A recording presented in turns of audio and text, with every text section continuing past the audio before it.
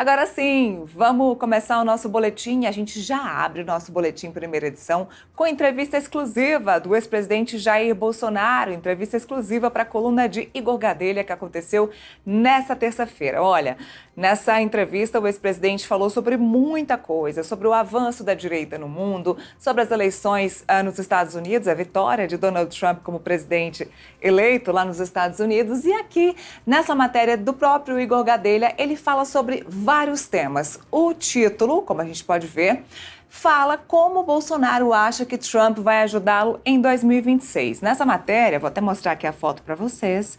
Nessa matéria específica, o ex-presidente Jair Bolsonaro explica que, apesar dele não ter tanta intimidade assim com Donald Trump, mas ser próximo de alguns assessores, ele entende que Donald Trump percebe e sabe a importância do Brasil, principalmente na área econômica e na área de influência política. Ele entende que, de acordo com Donald Trump, o pensamento de Donald Trump, o Brasil deve voltar a seguir ali a sua linha de direita para poder influenciar toda a América Latina e evitar, como ele mesmo diz aqui na matéria, na entrevista, que a América Latina, a América do Sul, seja toda coberta de vermelho.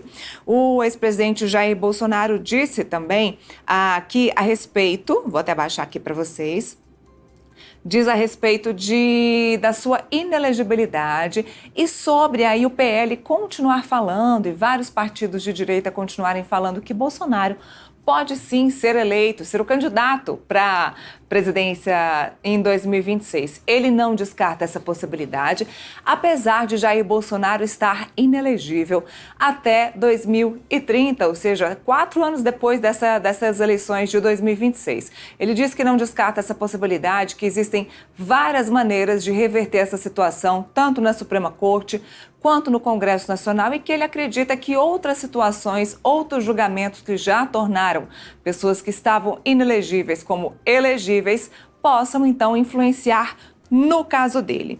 Ele também fala a respeito da forma prática de como é que ele enxerga que Trump pode ajudá-lo, aí como ajudar o Brasil e ajudar Jair Bolsonaro a disputar em 2026.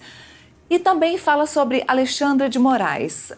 Igor Gadelha questiona ele se ele acredita que Alexandre de Moraes acabou tirando do ar o X na época aí das eleições municipais deste ano. O ex-presidente diz que sim, que ele acredita que isso foi de propósito, assim como aconteceram nas últimas eleições.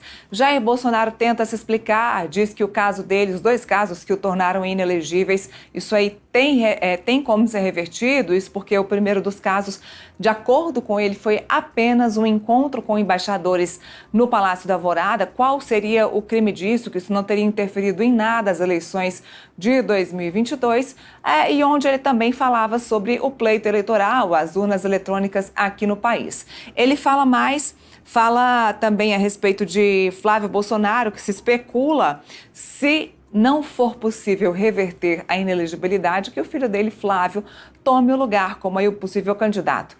O ex-presidente diz que não, viu? Diz que ele será o candidato até ser declarado, de acordo com ele, a morte dele. Mas a gente tem um vídeo que trata sobre todos esses tópicos que foram abordados aí nessa primeira parte da matéria e a gente vai rodar para vocês.